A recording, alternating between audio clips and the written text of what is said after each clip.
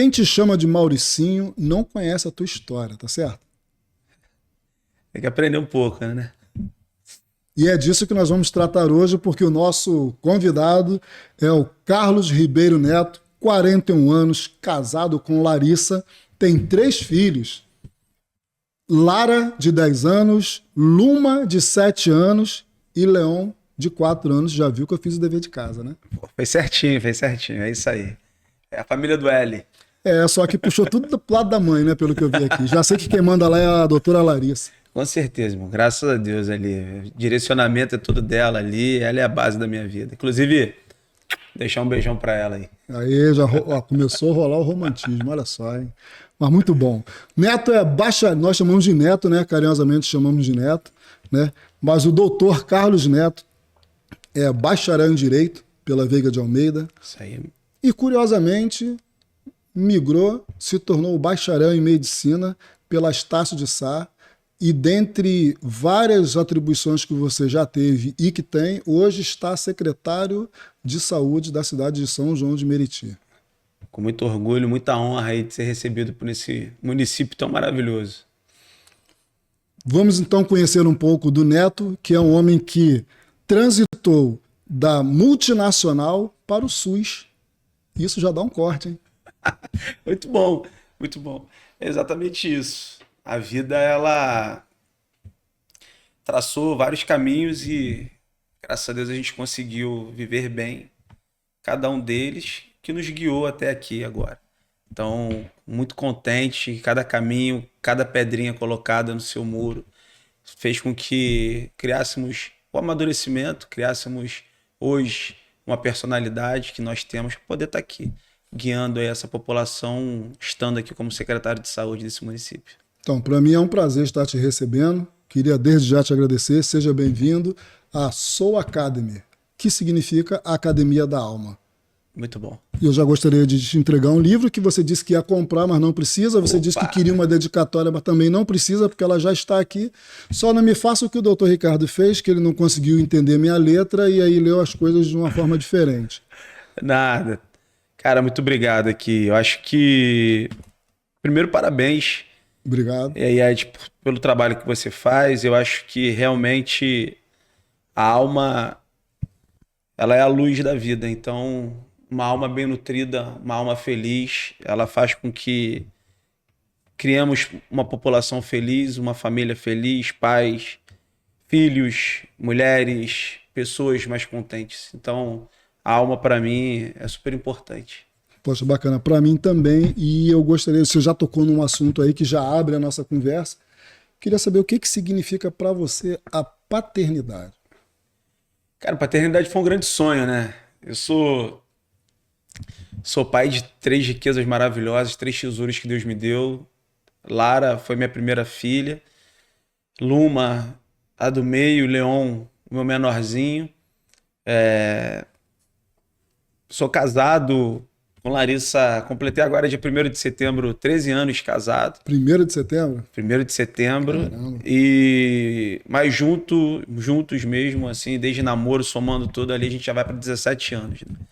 Então, foi a esposa que eu sonhei para minha vida, acho que desde o primeiro momento que a vi, já sabia ali que seria ela a pessoa que compartilharia todos os meus momentos de vida. Bacana. Os momentos de felicidade, por que não também compartilhar algumas tristezas para que a gente pudesse somar juntos aí e criarmos aí a nossa vida como é hoje.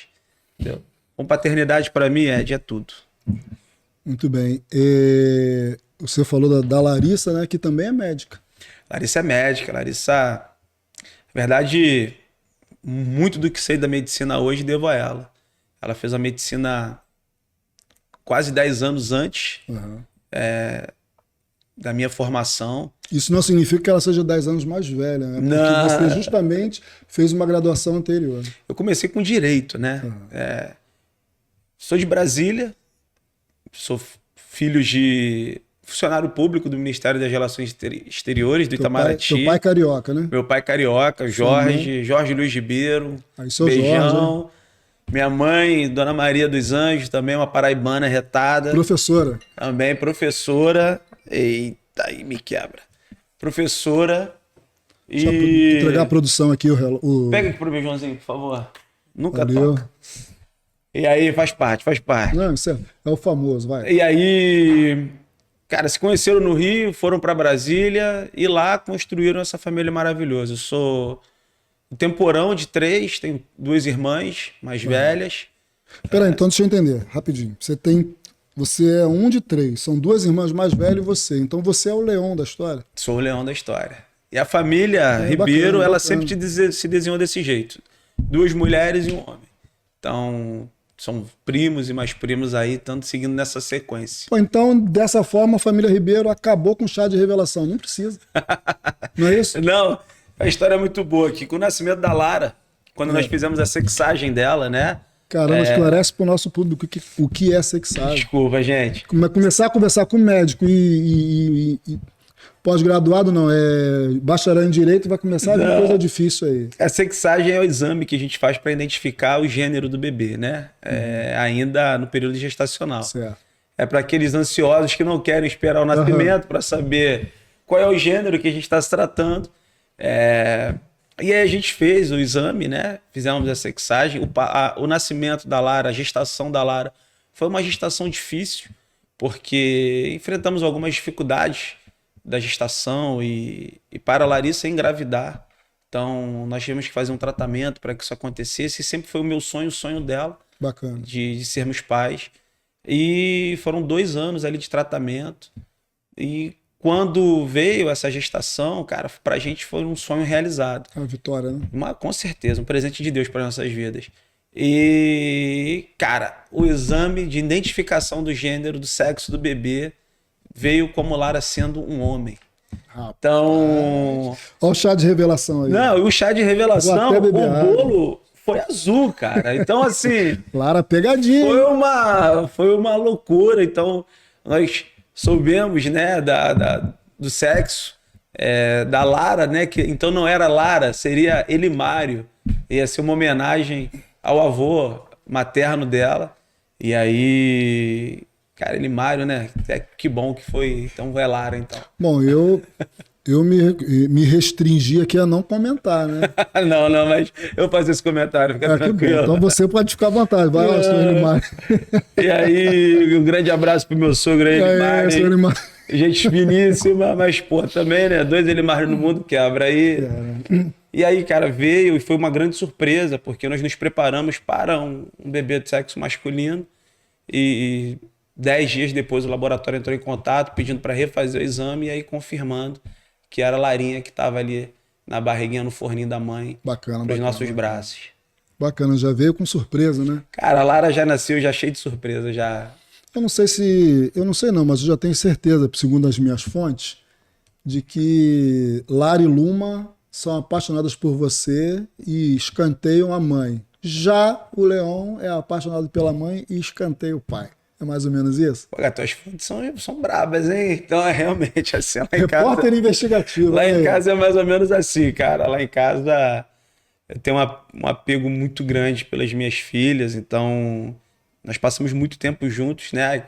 Período de pandemia, inclusive. Então tem um amor eterno muito grande pelos 3, mas, cara, lá em casa o Leon, ele é totalmente voltado para a mãe lá. Então...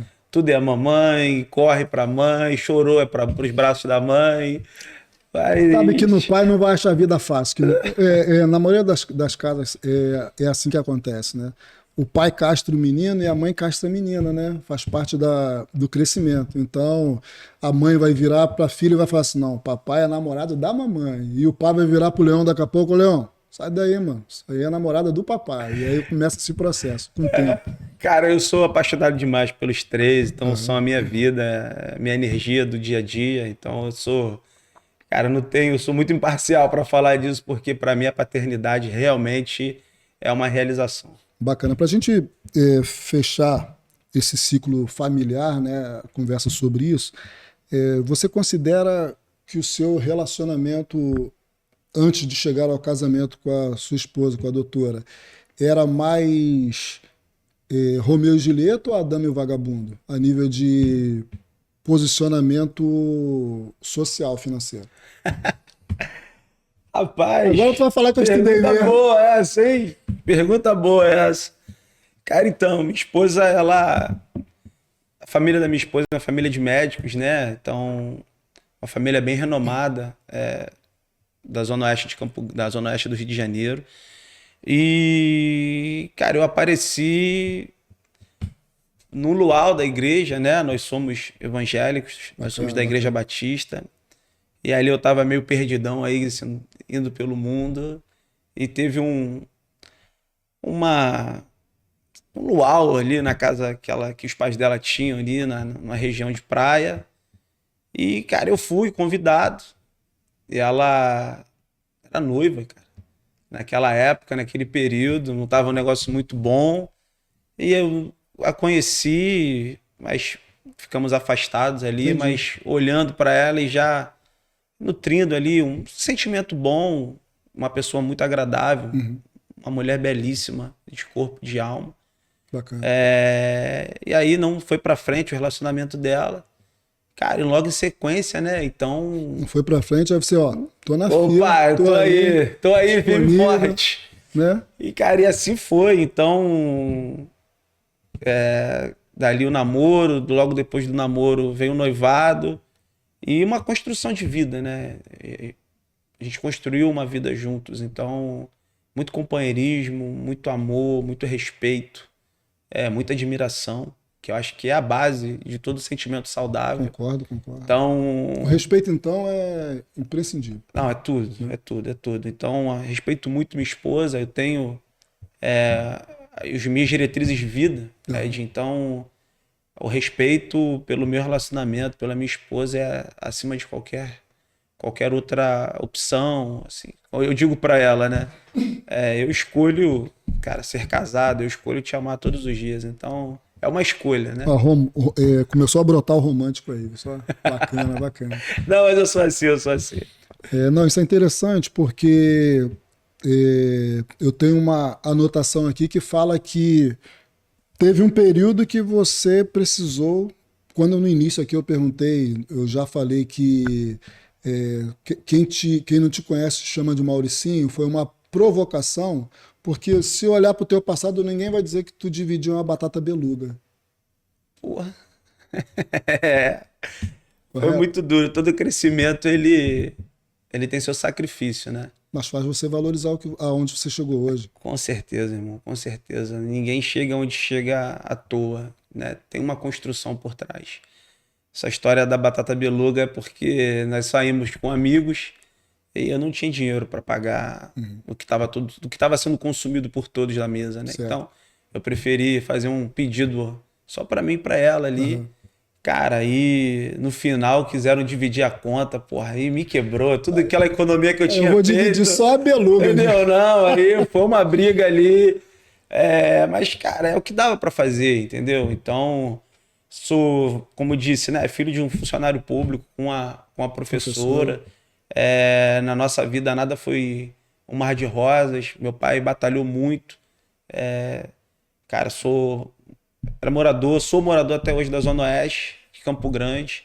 Então, assim, convivi e aprendi a viver minha vida no trem, no ônibus, andando bastante. E, cara, construindo, como eu disse, cara, cada pedrinha no seu caminho. Foi com muita luta, com muito suor, para poder estar aqui onde nós estamos hoje, né? Então, poder dar um pouco de tranquilidade e paz para meus filhos, um pouco de tranquilidade e paz para minha esposa. O que você poderia dizer hoje para pessoas que se encontram na mesma condição do Carlos Neto de, sei lá, 15, 20 anos atrás, que ia dividir uma batata beluga? Cara, eu me vejo agora, né? Você tocou num ponto que foi um ponto realmente, cara, muito especial da vida. É quando a gente não tem nada e a gente tem o objetivo de alcançar algo na vida. Claro, obviamente, com muita honestidade, com muita verdade. Cara, ser o mais verdadeiro possível naquilo que você faz, empregar tudo que você pode. Não importa se você está limpando um chão ou se você está assinando um documento numa mesa de mármore ou com carvalho. O mais importante é você entregar tudo que você pode, fazer muito bem feito.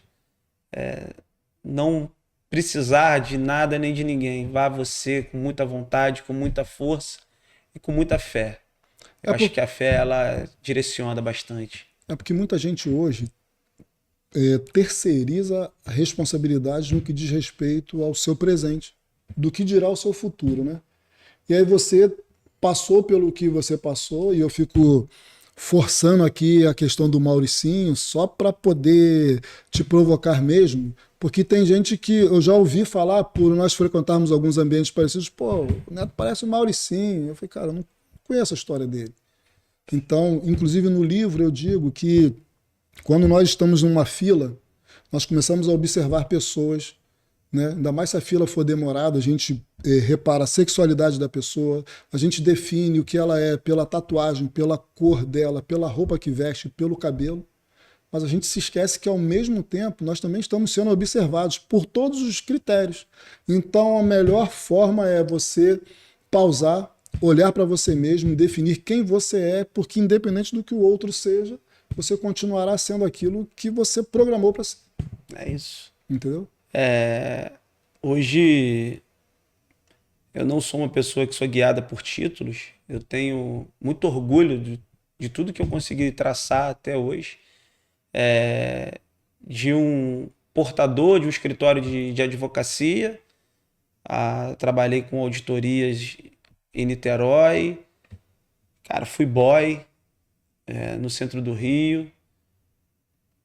Trabalhei incansavelmente. Trabalhei na feira de Campo Grande. Já vendi roupa.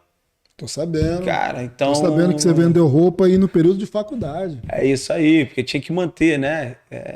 Cara, vendia roupa, ajudava a fazer xerox, fazia resumos na faculdade para poder, cara, de alguma forma ter algum retorno, seja ele até mesmo para pagar um lanche ali.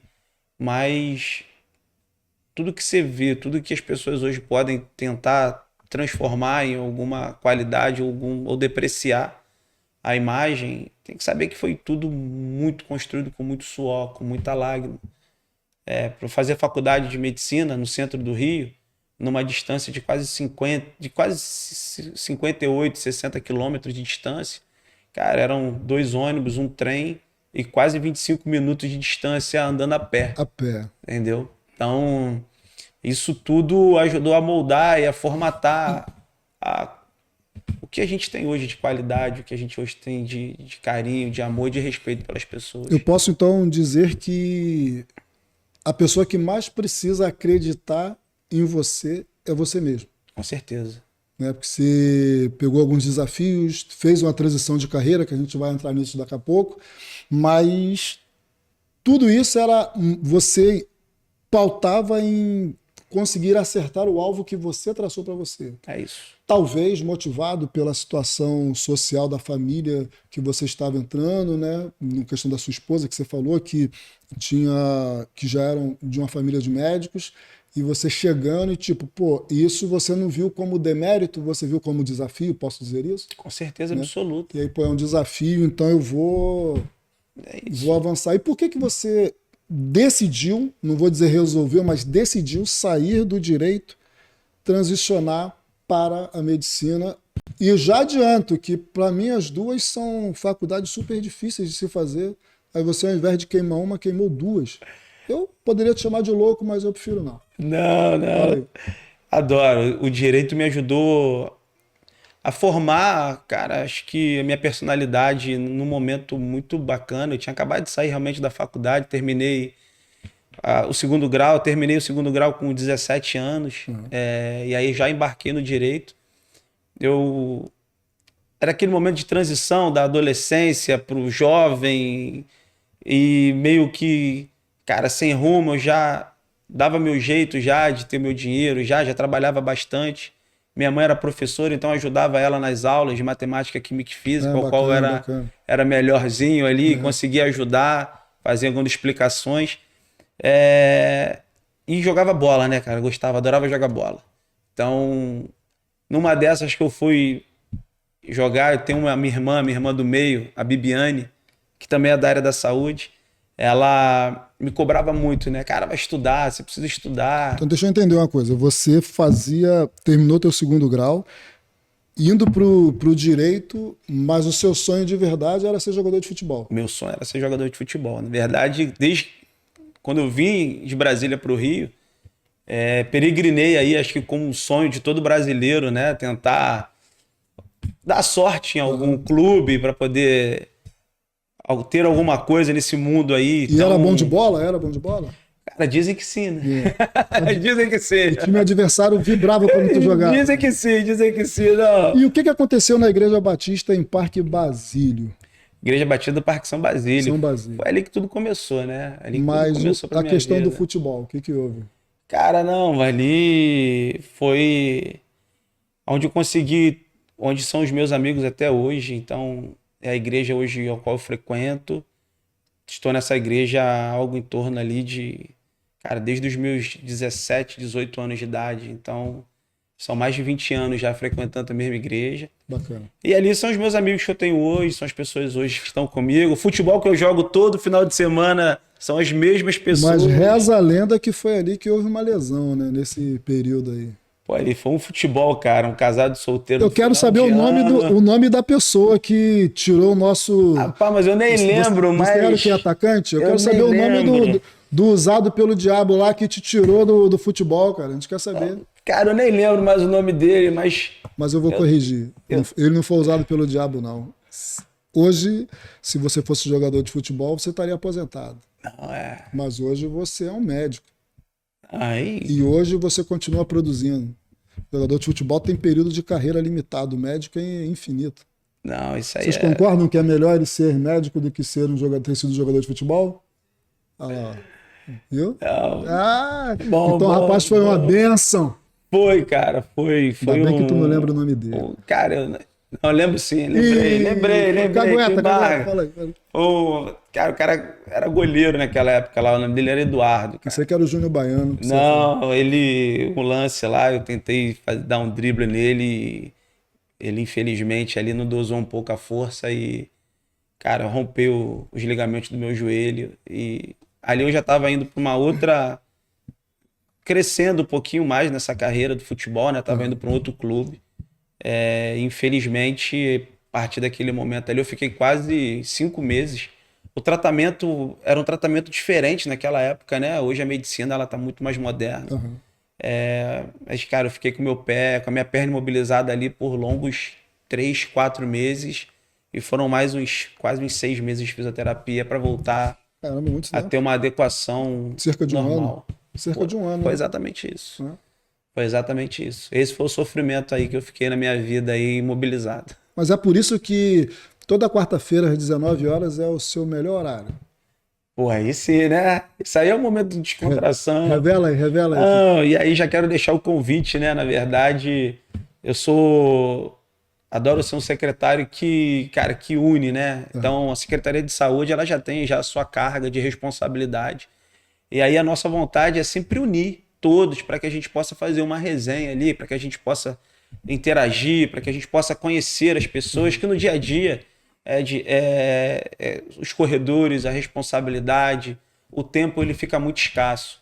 Acaba que a gente não conhece, acaba não conseguindo conhecer as pessoas como elas devam ser, as histórias que estão por trás daquelas pessoas. É a famosa resenha, hoje chama de resenha, né? E aí, tanto homem quanto mulher, todos da Secretaria Municipal de Saúde de São João de Meriti, assim como da Prefeitura inteira, aí toda quarta-feira, a partir das 19 horas, a gente faz ali um momento de descontração, trocar uma ideia, jogar um futebol, e aí a gente faz esse movimento muito bacana. A pergunta que não quer calar é a seguinte: todos estão convidados, inclusive os Eduardos?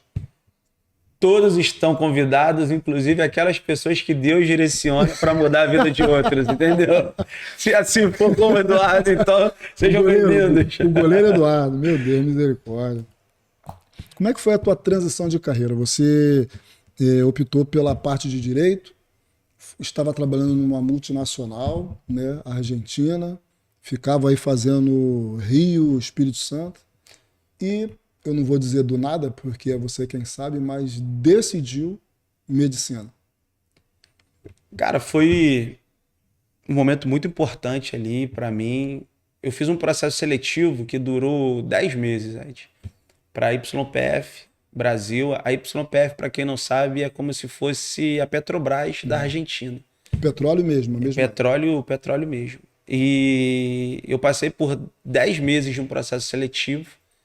E aí eu assumi a responsabilidade da área comercial da YPF do Rio de Janeiro. Graças a Deus a gente conseguiu ser bem sucedido nesse trabalho. E aí eu assumi também o Espírito Santo, todo o estado. E aí foi essa... Isso envolvia quantos colaboradores em média? Assim? Em média, 2 colaboradores. Então, são 2 estados, né, como Rio de Janeiro e Espírito Santo, para 2 pessoas ali tocando. Foi muito, muito, muito cansativo, mas muito proveitoso ali, crescimento de vida, de experiência. Foi uma área novíssima e, cara, foi muito bom. Pra gente foi muito legal, eu adorei. Isso aqui teve a ver com a sua decisão? O tempo? Pra caramba, né? O que aconteceu é que minha vida foi destinada a 3 estados: Rio de Janeiro, Espírito Santo e São Paulo. A sede da empresa, o escritório da empresa era em São Paulo. E pelo menos de 2 em 2 semanas, eu tinha que ir para a sede, para o escritório, para poder conversar e mostrar o que estava sendo feito. E aí eu nunca revelei isso, vou revelar para você agora, mas um belo dia, eu só vivia de ponte aérea, mas um belo dia eu entrei dentro da sala de reunião e olhei para aquela mesa onde estavam os meus pares, né? Outros da mesma função. E aí eu olhei ali para a vida de cada um, fiz uma breve análise e a vida familiar não estava bacana, né? Era muito tempo destinado à empresa, muito tempo destinado ao trabalho. E a minha esposa estava grávida da nossa primeira filha e já estava com o 4º, 5º mês de gestação e eu não tinha aproveitado praticamente nada ainda. Não consegui compartilhar uma consulta de pré-natal, uma ultrassonografia, as dificuldades que a minha esposa estava passando em casa. E naquele momento, naquele ponto, eu decidi ali que não dava para continuar. Eu tinha que fazer uma escolha, né? Ou era a minha família ou era o trabalho. É interessante que tem um ditado que diz que o inteligente aprende com os erros dos outros, o sábio aprende com... Aliás, o inteligente aprende com os próprios erros, o sábio aprende com os erros dos outros. Então você olhou a vida dos seus colegas de trabalho e falou assim, não tá bom, né? Eu não quero isso. Não foi... E era uma opção muito difícil, porque era uma empresa, cara, muito boa, um salário muito bom, tinha muitas vantagens para você continuar ali trabalhando. E aí eu tive que fazer essa escolha. E aí, naquele dia, eu decidi que não dava mais para continuar. Eu não queria mais aquilo. Eu já não estava mais feliz fazendo aquilo. E aí, eu descendo aqui no Galeão, com aquele pensamento na cabeça, com aquilo latejando, eu vi o outdoor de uma faculdade. É mesmo? Com as inscrições abertas para a faculdade de medicina. E era um sonho que eu tive logo no início do meu namoro, de fazer medicina. Tinha tentado algumas vezes o vestibular e nunca tinha conseguido. E eu falei, cara, beleza, vamos tentar. Não tem nada ali pra gente perder, vamos tentar ver o que é. Certo. E não falei nada com a Larissa. Apenas fui lá, fiz a inscrição, fiz a prova. E, cara, passei. E aí eu falei, cara, para ficar mais próximo da minha família, eu vou fazer medicina. Deixa eu então entender, você abriu mão de um... Não que você tenha perdido todo o conteúdo que você adquiriu estudando direito, mas você abriu mão de uma carreira nesse sentido. Para ganhar tempo, você foi no banco e investiu tempo. Porque agora você teve que investir tempo para fazer medicina, que é uma das faculdades, se não a que mais demora a ser concluída. Então você investiu tempo nessa poupança para depois sacar tempo para a família. É exatamente isso. Se eu somar o direito com a medicina, vão ser 11 anos. Com MBA, com pós-graduação e todas as especializações que fiz até hoje, vamos botar aí que tem mais ou menos uns 15 anos de estudo investido nisso na minha vida, que é um melhor caminho para você investir, no caminho da tua qualificação pessoal, da sua melhoria como pessoa, como cidadão, como ser, como sociedade. E, cara, fiz isso, essa loucura, e foi Uma gratificante demais. Uma loucura que deu certo, né? Uma loucura que deu certo. A esposa apoiou? Totalmente, totalmente. Era insano, né? Então, cara, as faculdades particulares, cara, muito caro, né? E não tinha essa realidade para poder pagar. E aí é onde vem de um companheirismo, né? Porque eu tinha, cara, dinheiro para pagar até a metade da faculdade, ou até um pouquinho antes da faculdade de medicina. E aí, eu conversando com a minha esposa, eu disse, cara, o futuro a Deus pertence. Vamos lá, vamos tentar e vamos ver o que vai acontecendo. Quando brecar, a gente tenta dar o jeito e vamos embora. Se adapta e vai. É isso. E se não fosse pela minha esposa, e aí tem outras pessoas também que eu não posso deixar passar em branco. Cara, minha sogra e meu sogro foram duas pessoas que me ajudaram muito. Bacana. Também não posso de maneira alguma, cara, me privar de falar o nome deles aqui, de citá-los, porque foram duas pessoas que me ajudaram muito e quando realmente, assim, ficou tudo escuro e quando não tinha saída, cara, eles me ajudaram e... Era um porto seguro, né? Era um porto seguro e, cara, e nos ajudaram e a gente conseguiu, e eu consegui concluir essa faculdade, cara, que foi muito difícil. Neto, você acha que gratidão não prescreve? Nunca. Acho que a gratidão é um dos mais nobres sentimentos do ser humano. Então, será que é por isso que um senhor que é viúvo e que tem 2 filhos, ele foi alcançado por você e você conseguiu colocá-lo para trabalhar e ele deixou de ter uma vida que poderia ir de mal a pior e hoje ele é muito grato a você por isso? Pô, aí tu me pegou agora com relação a isso, mas, cara, a minha vida ela é baseada cara, em ajudar as pessoas. Então a medicina para mim é um sacerdócio. Então, se não for para ajudar as pessoas, se não for para fazer com que se melhore a vida de alguém, não tem por que você assumir essa responsabilidade. Então, a nossa vida ela tem que ter uma serventia, tem que ter um objetivo. E se for, dentro desses objetivos, ajudar a vida de alguém, cara, então vale a pena. Vale a pena você ser bom, vale a pena você ser verdadeiro, vale a pena você acreditar nos teus sonhos, entendeu? Como você se define hoje, depois de ter passado por todo esse processo e ter chegado até aqui? Cara, me definiria como um homem que as suas cicatrizes conseguiram criar um ser humano feliz, muito contente. Isso é bom. Um pai apaixonado, um marido louco, apaixonado demais pela minha esposa. Acho que sofreu, chorou, como todos, mas que não desistiu. Então, o caminho da minha casa para a faculdade, eu comecei a fazer faculdade, meu primeiro período foi aqui numa faculdade na Baixada, e depois, por conta de valores, eu fiz a minha transferência para o centro da cidade. E foi muito difícil para mim essa mudança, porque eu fui de uma faculdade onde as pessoas tinham a mesma idade do que a minha, e eu fui para uma faculdade onde tinha muitas pessoas entrando na faculdade, mais novinhos. novas, saindo do 2º grau. Foi muito difícil essa mudança. E eu já era pai, eu tinha minhas responsabilidades como marido, tinha minhas responsabilidades como homem da casa, e ter que dedicar a minha vida de estudos. Eu entrava às 7h40 da manhã, muitas das vezes saía às 18h30, às 19 horas. Quase 12 horas. Meu ensino ele foi muito bem feito. Eu agradeço a todos os professores que se dedicaram a isso, mas a minha faculdade ela foi muito bem executada, ela foi muito bem cobrada dos alunos. E eu não tinha tempo para estudar, eu não tinha tempo, às vezes, para me dedicar.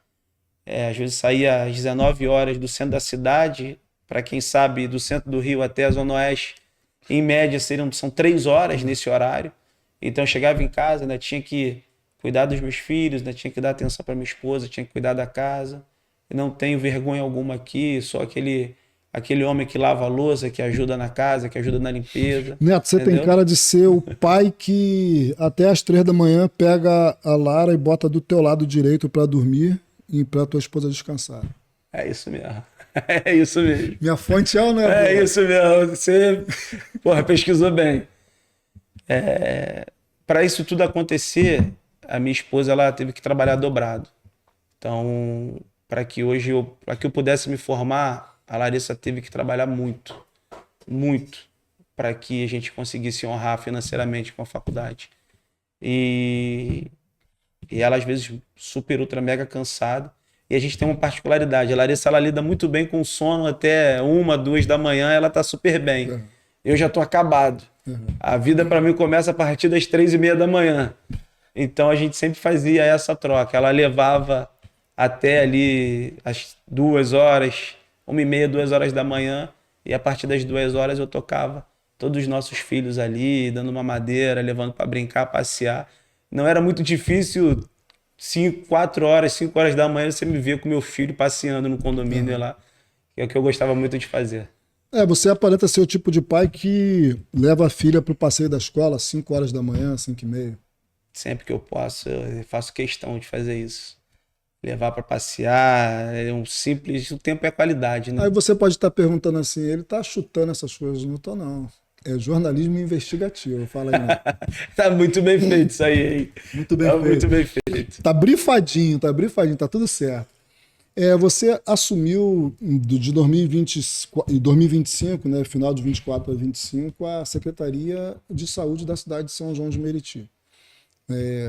Pelo teu currículo, você tem formação também, pós-graduação em políticas públicas, né, pelo que eu vi, e esse se tornou então o seu, não só novo, como o seu maior desafio? Sim, com certeza.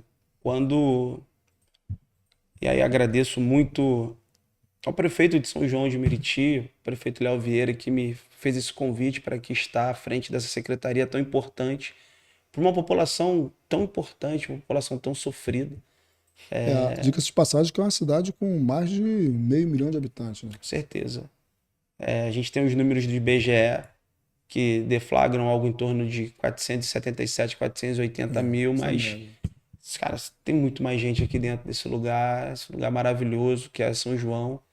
Um município que me acolheu muito bem, eu me sinto muito à vontade aqui, e com esse desafio tão grande de fazer com que as pessoas elas realmente tenham esse pertencimento, sejam donas da saúde, sejam pessoas onde elas consigam encontrar na saúde o acolhimento necessário para satisfazer os seus desejos de pertencimento, de algo que lhe é seu, de verdade. Então, eu agradeço muito esse convite realmente é um dos maiores desafios da minha vida até esse momento, e assim, a gente luta incansavelmente para poder dar o melhor para esse cidadão meritiense aqui que merece. E como é que está sendo converter uma cultura do toma lá da cá, né, onde a questão da saúde até 2024, pelo histórico e pelo que até nós conversamos, era de as pessoas não iam ao posto de saúde para poder ter acesso a um médico, mas pediam um favor para que alguém indicasse para que tivesse o médico. E vocês estabeleceram um sistema que funciona. A saúde é universal, então todos têm que ter acesso a ela. Quando nós chegamos aqui, nós tínhamos alguns compromissos com o prefeito, que ele pediu para que a gente acabasse com algumas coisas aqui dentro do município, e a principal delas era uma central de marcação, que o popular ele tinha que chegar entre 4 e 5 horas da manhã para poder brigar numa fila ali por 100 senhas, para poder fazer um exame ou para fazer um procedimento. E beira a imoralidade isso, né? O descaso, o desrespeito. Então, nós descentralizamos esse serviço, nós criamos a Central Meritiense de Regulação, onde você pode buscar, através das estratégias de saúde da família, as clínicas, e você consegue ali fazer a sua regulação e ter esse atendimento, tanto como especialidade, quanto com procedimento. Hoje nós criamos um N, ou seja, nós temos os números da saúde de São João de Meriti na mão, coisa que a gente nunca teve. Então, Abrir unidade de saúde é muito bom, é maravilhoso você fazer inaugurações, mas quando você cria fluxo, cria processos, e quando esses processos eles dão certo, é muito bom, é muito satisfatório você entender e olhar no olhar de quem precisa que ele conseguiu buscar e encontrar o que ele procurava, que nada mais é do que o acolhimento, que é o respeito, e uma saúde, que ele hoje pode chamar de seu. Procurava e que tinha direito, não é isso? Com certeza, todos têm direito, né?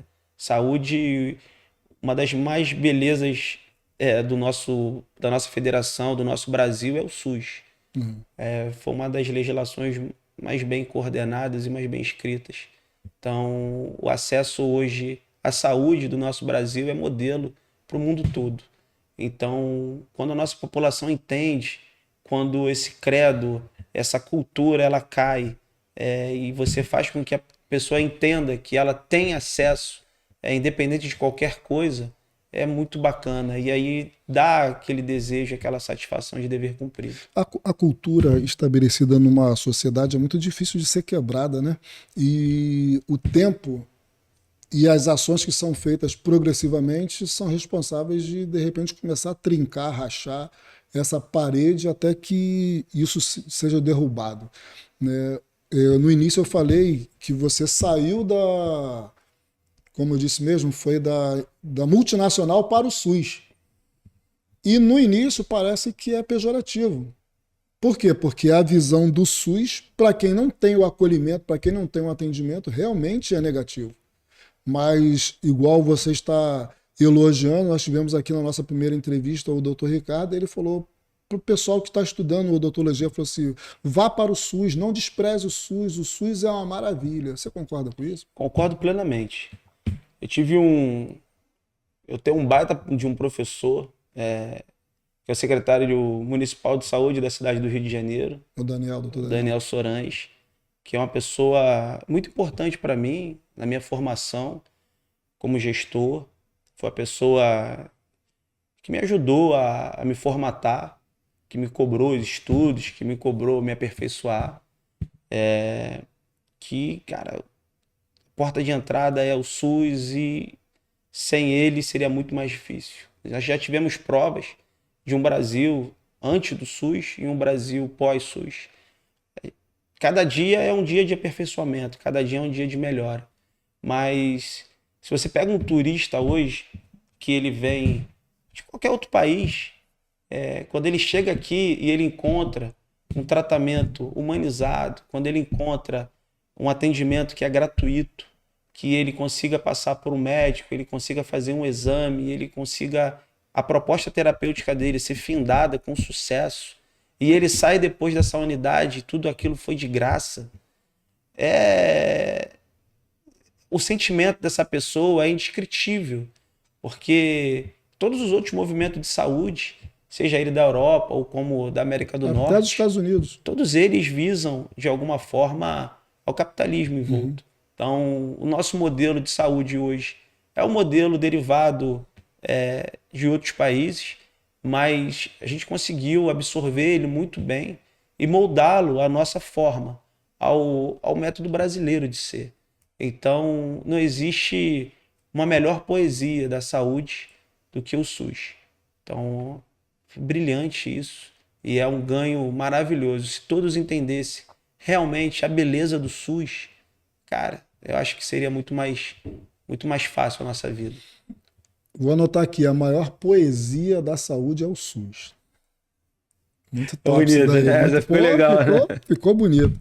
E falando no SUS, em SUS e entrega, você entregou um aparelho maravilhoso para a cidade de São João de Meriti no aniversário da cidade, que foi o hospital popularmente conhecido como Hospital do Morrinho. Como é que foi isso, esse desafio aí, que chega a beirar a loucura, pelo que eu pesquisei, para quem esteve envolvido com o processo? Porque o hospital estava fechado há quase uma década. Você descreveu bem, Ed. Esse desejo nasceu realmente no sentimento, no seio do prefeito Léo Vieira. Então, depois de algumas conversas, alguns embates, nasceu esse desejo de dar à população de São João realmente o, o âmago, o sentimento, né, de pertencimento. E vou te descrever, no início desse processo todo, eu não entendi a importância da maternidade para esse município. Correto. Ao longo do tempo, eu fui percebendo a interação das pessoas, cada um que entrava, que olhava para aqueles muros, falava: meu irmão nasceu aqui, eu nasci aqui. Abre parênteses, eu nasci ali. Pode continuar. Então, eu fui entendendo a importância daqueles muros, daquelas paredes para a população. E aí isso foi o combustível, porque não é fácil você abrir uma maternidade com 8 meses de gestão. E como você bem disse, isso supera a loucura. Por trás de um serviço prestado, de uma atenção especializada como a maternidade, existe muita gestão, existem muitos processos, existem muitos fluxos a serem criados. Uma estrutura que não competia mais para que a gente pudesse fazer a saúde da melhor maneira possível ali. Então foram longos, quase 5 meses de adequações dentro daquelas estruturas, que elas não estavam preparadas para receber a maternidade anteora. Então foram 5 meses de um longo processo de adequação, passando por todas as questões temáticas, passando por todas as obrigações técnicas, licenças, para que a gente pudesse erguer aquele serviço ali na maternidade. E hoje nós temos aí a grata surpresa, acho que até o presente momento, mais de 100 meritienses já vieram à vida naquela maternidade. Isso ali. Em 30 dias. Bem menos. Menos de 30 dias. Mas a inauguração foi dia 21, então bem menos aí. Então no próximo censo a cidade vai explodir de moradores de Meritiense. Não é à toa que é o formigueiro das Américas, né? Então para mim foi um presente, cara, indiscutível você ter o seu nome ali marcado na história desse município, como logo após quase 9 anos daquela porta cerrada ali, onde a população não pudesse acessar aquele serviço, que é o seu direito. A gente conseguiu ali abrir, e não é só abrir, é dar o serviço de qualidade. Mais de 40% dos partos ali foram partos humanizados, ali com uma banheira de hidromassagem, com uma água quente. Parto humanizado é o parto que não tem cesariana, seria Exatamente, aquele que você deixa a mãe muito à vontade para ela seguir o seu caminho bem natural ali, guiada, obviamente, pelos profissionais, mas que a mãe possa vir a gozar daquele momento ali, que é um momento onde realmente, às vezes... É sublime, né? Nasce uma mulher, então nasce um homem. Então a gente faz isso com muito carinho, com muito amor e muito respeito, mas também com 2 centros cirúrgicos super modernos, para que qualquer coisa que aconteça, a gente também tenha um serviço de excelentíssima qualidade para prestar para toda a população. Não, e parabéns aí por ter participado ou ter gerido esse processo, né? Que uma cidade que ficou 9 anos, ou seja, quase uma década sem ter crianças nascendo por conta do município, sem eu não sei se é paternidade ou maternidade do município, que eu diria, mas sem essa chancela, agora em 8 meses aconteceu. Isso aí realmente é para marcar, e o seu nome está na placa lá no hospital. Eu só tenho que agradecer. Na verdade, como já anteora me falaram, agradecendo pelo presente que eu dei à população, que o prefeito deu à população, mas não, é o contrário. Foi o presente que a população me deu, que o prefeito me deu, me concebeu esse direito, com muito carinho que eu recebi essa oportunidade de abrir esse serviço tão belo para todo mundo. Eu considero que, se eu for olhar espiritualmente para isso, você tem um viés tão contrário quando você não permite que a população tenha aquilo que é de direito dela. É tão contrário a você, são coisas tão negativas que você traz, e quando você faz o oposto, você entrega aquilo que de fato você precisa entregar. Eu acho que Não sendo poeta, como você falou do SUS, mas eu acho que o céu sorri para você. Não é isso? A gente só tenta fazer o melhor para as pessoas, né? Então, é isso. E falando em céu, o que Deus significa para você?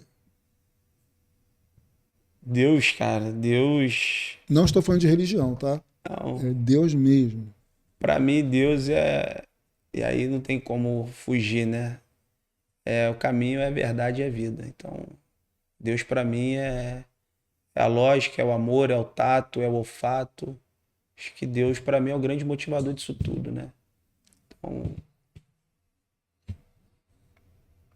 hoje o que eu sou, todos os momentos de tensão que eu já passei pela vida, realmente eu fiz prova dele e ele se mostrou presente na minha vida. Então, só tenho que agradecer. O bom é que quando Deus faz prova, ele quer aprovar, né? Pelo menos é assim que eu acredito. É Né? verdade, é verdade. E falando em aprovar e falando em faculdade e em trabalho, qual a mensagem que você deixaria para os alunos, os acadêmicos, na sua área hoje de atuação, que é a medicina? É um período extenso, é um período de muitos desafios, acredito que muitos desistem pelo caminho e tem aqueles que persistem. Você conseguiu vencer, falou aí da escudeira que foi a sua esposa Larissa e do apoio dos seus sogros, né? Falou do desafio que você queria justamente, tu estava depositando tempo para poder ter mais tempo com seus filhos e poder ficar até a madrugada cuidando deles e sair mais cedo para levar para passear na escola. O que você deixaria para esses alunos, para esses estudantes? Cara, medicina ela não é uma profissão. Acho que medicina para mim é um Fala para essa sacerdócio. nossa câmera aqui. A todos que hoje cursam a faculdade, ou que queiram cursar essa faculdade, entendam que não é o glamour de um CRM ou ostentar o status de ser chamado de doutor. Vai muito mais do que isso. Às vezes, e por muitas vezes, e na maioria das vezes, você é o último fio de esperança de muita gente. Você é a última esperança do amor de alguém, do pai de alguém, do marido, da mulher de alguém. Então, tenha o ideal em servir, em ser uma pessoa que vai conseguir abençoar a vida de alguém, ser útil na vida de alguém. É claro que a medicina envolve muitas outras coisas diante disso tudo, mas quando você tem a premissa em querer fazer benefício para alguém, cara, como já dito aqui, o céu vai se abrir. Se qualifiquem, busquem o aperfeiçoamento profissional. A medicina, ela é uma na faculdade, mas ela é outra na prática. Então, busquem o máximo possível do aperfeiçoamento. Vejam como é a medicina. Se coloquem à disposição do SUS, porque continuo dizendo, e eu acredito plenamente no SUS e na sua função social. Então, sejam sacerdotes, abençoem pessoas, né? Se qualifiquem, se preparem. Hoje, felizmente, a medicina ela está tendo uma deturpação muito grande com relação à qualidade. Então, sejam os melhores profissionais, sejam os melhores médicos, se dediquem a isso, porque a satisfação, o reconhecimento, ele é maravilhoso e vem de formas inexplicáveis. Uau! E se tudo isso faz sentido para você, se inscreva no canal, curta, compartilha, porque nós acabamos de conversar com o Dr. Carlos Neto, da beluga para o filé mignon. Eita, verdade. Parabéns, meu amigo. Você Obrigado. é brabo, curti muito conversar contigo. Valeu mesmo. Eu que agradeço, amigo. E acredito que o que você deixou nessa mesa hoje aqui vai servir para inspirar muitas pessoas e entenderem que nem tudo é o dinheiro ou por conta do dinheiro, mas que o percurso que você fez para chegar aonde você chegou tinha um outro viés, que era entregar mais para a humanidade e estar mais próximo dos humanos que você mais ama, que são seus filhos e a sua esposa. Com certeza. E só te agradecer, obrigado, cara, por essa troca tão bacana. Parabéns pelo trabalho que você faz. Obrigado. É muito importante alguém ter esse olhar o olhar, cara, da alma. Existem pessoas aqui que precisam muito disso, precisam desse carinho, precisam desse cuidado. E, cara, Deus coloca pessoas boas, pessoas como você aí para poder ajudar essas pessoas. Então, muito parabéns, parabéns pelo trabalho, porque ele é incrível. Se o doutor Neto elogiou, já fico feliz, hein? Obrigado, tá, querido? Valeu mesmo. Um abraço, irmão. Valeu.